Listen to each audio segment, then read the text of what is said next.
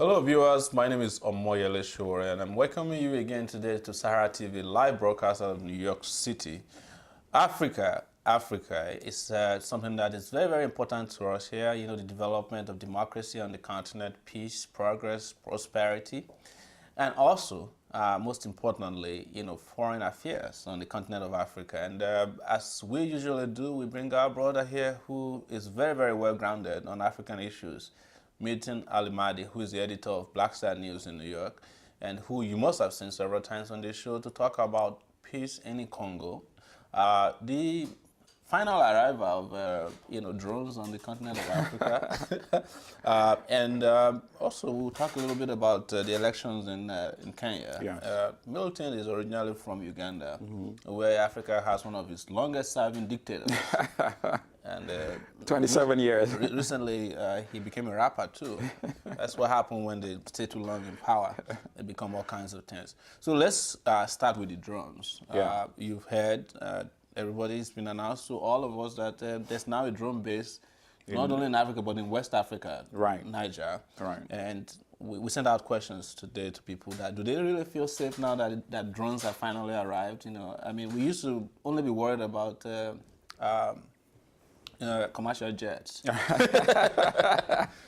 Now we have to be worried about, an unpiloted, piece of metal that carries deadly tons of firepower that can be deployed against, those who are regarded as terrorists, or even innocent people, as the case may be.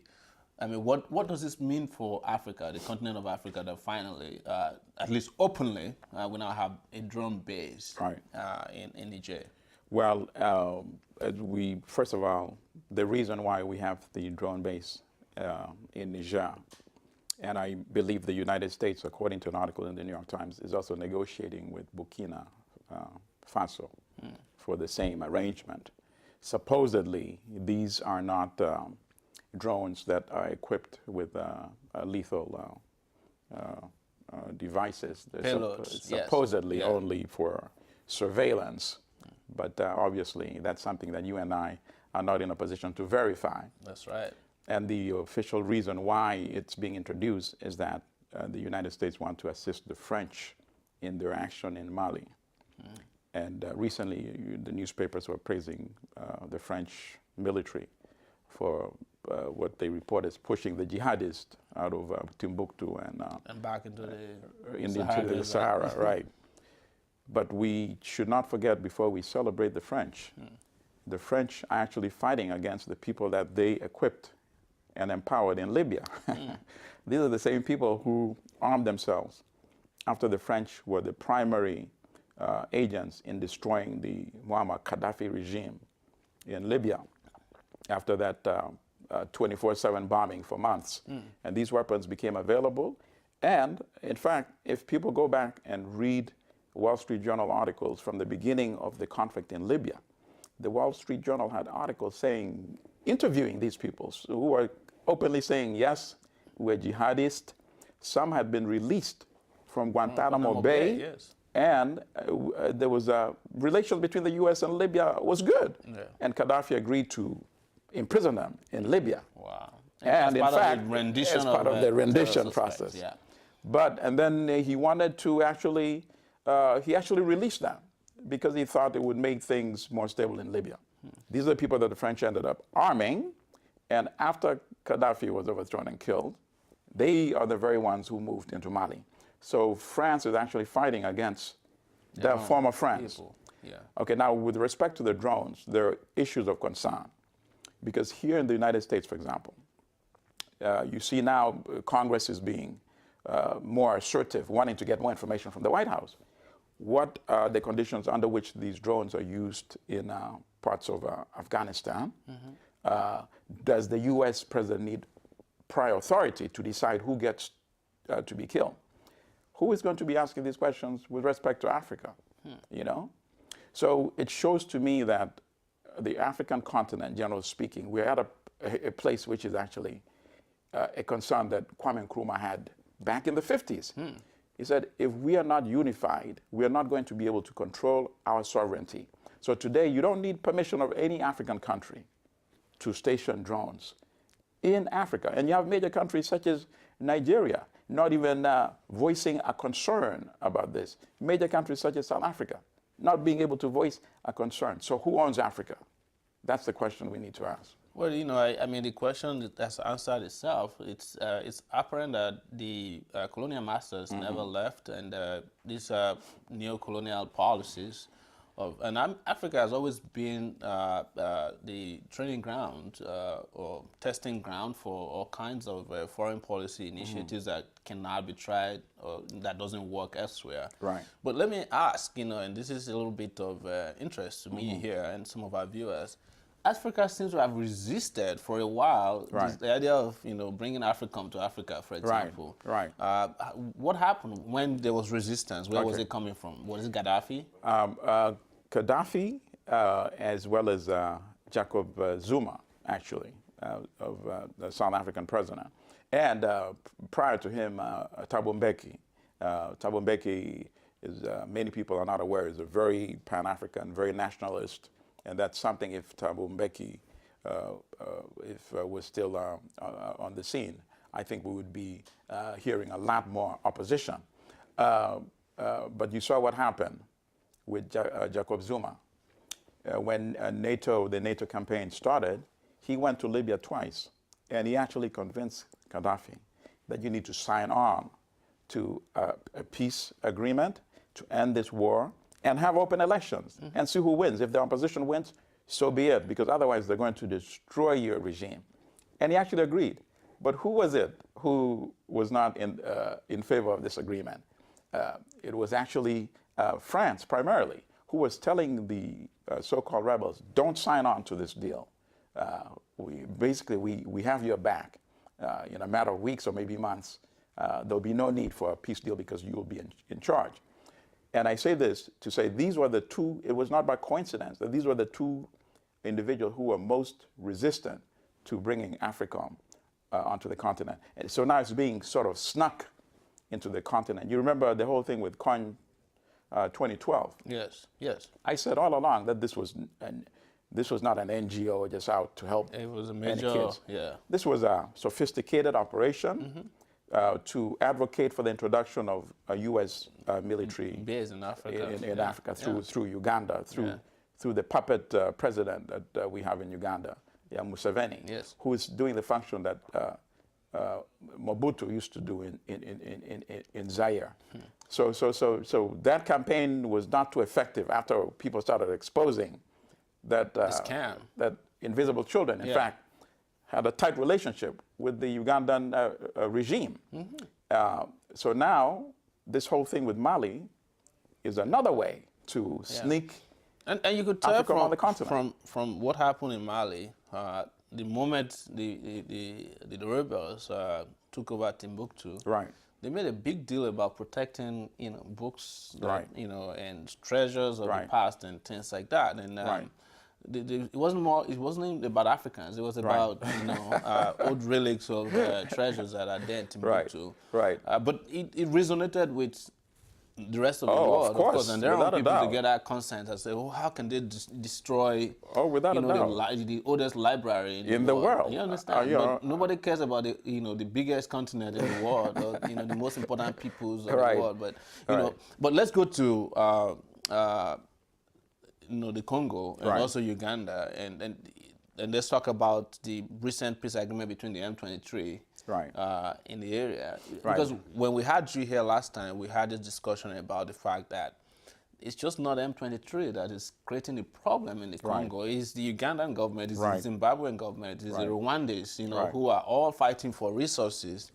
Or stealing directly from the resource-rich areas of the Congo, and it's just concentrating on a few ragtag armies is just a distraction. What do you think about the so-called peace agreement now? Well, first of all, today primarily it's Rwanda and Uganda. Zimbabwe is more during the first so-called African World War in 1998, but they've pulled back now after they got a big verbal beating from Western media. But Western media, of course, tolerate transgressions by Rwanda and Uganda because these are two countries that do the U.S. bidding on the African continent. So this peace agreement signed by 11 African leaders, African countries in Addis Ababa. M23 was actually not invited. But look, how can you have Uganda and Rwanda signing this part of agreement without acknowledging that, in fact, it was Rwanda and Uganda that, in essence, invaded Congo? This was a war of aggression. And then they allowed to wash their hands and pretend as if M23 is an entity which is independent of Rwanda and Uganda. When the United Nations report by the group of experts found that the top commander of M23 was Rwanda's Minister of Defense. The chain of command was traced through the so-called leader of M23 on the ground, Makenga, who actually was reporting to Rwanda's military chief of staff. And Rwanda's military chief of staff reports to the defense minister. And of course, the defense minister reports to the president, the commander-in-chief himself. And now, you think about it this way. Would Nigeria allow a neighboring country to invade, disguise as rebels, plunder Nigeria's resources, and be associated in the deaths of 8 million Nigerians without any consequences to the invading party? This is completely obnoxious. So this is like a cover-up by allowing them to sign on to this so-called peace deal. And I think they'll just bid their times and wait for the next opportunity to invade Congo once again. And this is the most unfortunate part of this so-called peace deal. Is it impossible to have peace in the Congo in view of what you have just laid out in terms of all the complications and complexities of what is going on there? And of course, this Western conspiracy and silence. Right. And of course, what you love to talk about, the international media and what they choose to pick and not pick regarding this area. Right. Is it impossible that the Congo will have peace? No, it's not impossible. It's very possible. Okay. We just have to hit at the right culprits. We have to unspin the spin in the media. So if we need more fora, such as you offer here, for us to be able to say, no, it is not M23 that is behind the genocide in Congo. It is Rwanda and Uganda, and the leaders of Rwanda and Uganda should be held accountable, like Charles Taylor was held accountable in what happened in Sierra Leone that he supported when he was president of Liberia. So they should be held accountable, and they deserve to be prosecuted, number one. Number two, the UN actually did a report that listed U.S. And other international companies who were involved in the Congo atrocities by either money laundering for some of these governments or companies involved in the illegal extraction of resources. Because mind you, this is actually a very profitable war for many of these countries and companies. So even though 8 million people are dying, it is because of the wealth of the Congo that nobody is focusing on the 8 million people and wanting to account Rwanda and Uganda to be accountable. But the UN report lists companies, including U.S. banks such as Citibank, that were involved in helping to finance some of these illegal mining. So we need to expose them, list all these companies, and shame them and put enough pressure, and Congo can have peace. So let's do a little bit of Kenya. I mean, Kenya will be having elections again on Monday. Correct. And not only have they now created a new constitution, they have also having an election after a, widespread, fighting and killing after the last election. Yes. What do we expect will happen in Kenya after Monday? What do you think is Kenya, have they learned their lesson? Or, or are we going to expect, a return to what we used to have before, during the last election? Because as you saw in CNN yesterday, they showed some 2, 3, 4 people in the bush who were practicing to avenge the dead or protect themselves. Right. I think Kenya is at a very interesting crossroads. If the elections go smoothly and creditably, Kenya can move into the stage where it can be considered to be a mature and viable country. So we hope they learn the lesson from 5 years ago. And we hope the fact that one of the candidates Uhuru Kenyatta actually has the sword of prosecution. Actually, two of the candidates. Two of the candidates, right? Him and his running mate, correct, have the sword of the ICC hovering over their head. We hope that is enough incentive for them or any other candidate to promote the kind of violence that we saw 5 years ago. I think there will definitely be consequences to whomever is seen to be fomenting violence in Kenya. But if this the signs were good, they had presidential debates for the first time in the history of Kenya's 50 years of independence. So they're moving into a mature state. It could be undone very quickly if it escalates to violence. And why is the Kenyan election important? Because if it goes smoothly, it means that Kenya would now have a more or less democratic process of changing government. Same thing with Tanzania. The only holdouts in East Africa would be Uganda and Rwanda. And it's not by accident that these are the two countries also, absent democracy, who are spreading violence in Congo. So many people in East Africa and around the world are looking to the Kenya elections to set a good example for Rwanda and Uganda as well. Let me take you back quickly. Two questions. Do you now think the ICC, that is International Criminal Court, has credibility in terms of intervention on the continent of Africa? Because a lot of people have criticized them that, you know, they just pick and choose who they want. Exactly. And of course, they leave out the bigger criminals who engage in international criminal activities and promoting war, you know, weapons to all these people. Absolutely, I agree with you.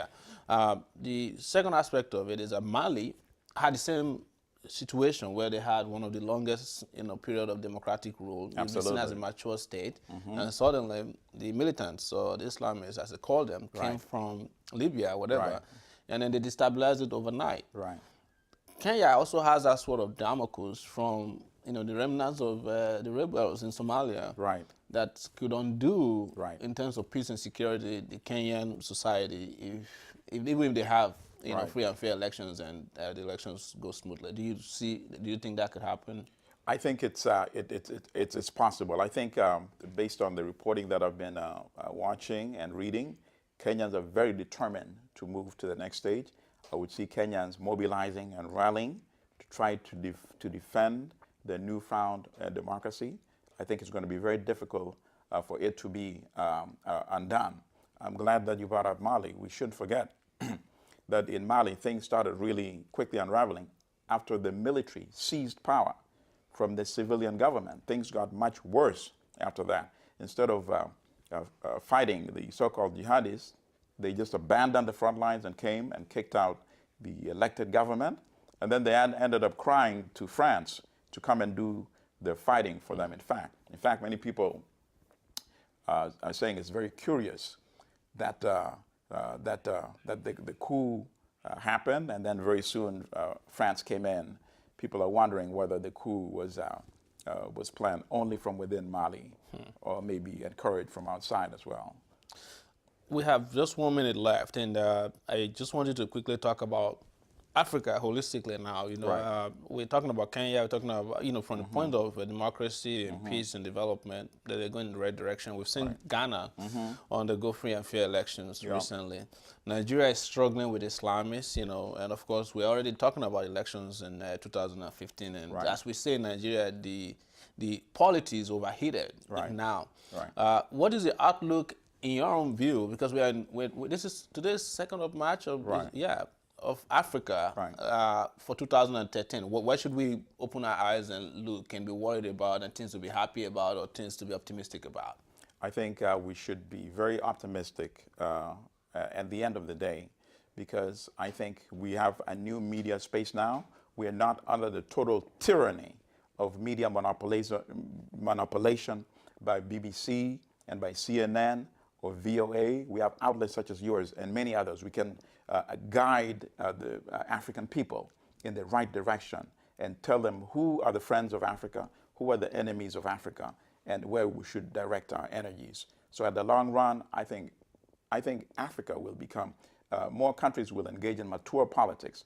And perhaps, if not our generation, the younger generation will be able to see the need to come together and realize Nkrumah's dream, which is without African unity, we will never be able to protect our individual sovereignty and the natural wealth and mineral resources of the African continent. And final word on what happened in South Africa, the dragging to death of a Mozambican taxi. Right. You know, I mean, it seems like a throwback to Absolutely. lynching on the continent. It is. You know, barbarism. It's very brutal. It shows that the South African police learned the lessons very well during apartheid, and they have not yet unlearned the lessons of apartheid. Wow. It's horrific and shameful, and that the fact that many of the police officers, in fact, perhaps all of them, were in fact black police officers, to do that to another African is just appalling. Well, Brother Milton Allimadi, thanks for coming on Sahara TV Live. Thank you, as we always. expect you back. Thank and you. This home for you. Continue doing the good job. Thank you very much. Yeah. And viewers, it's been Sahara TV Live out of New York City. We have been speaking with Milton Allimadi, editor of Black Star News, and you can read his work and follow him on blackstarnews.com. Yes, sir. And just do not go away. We're going to have more coming on Sahara TV. Don't go away.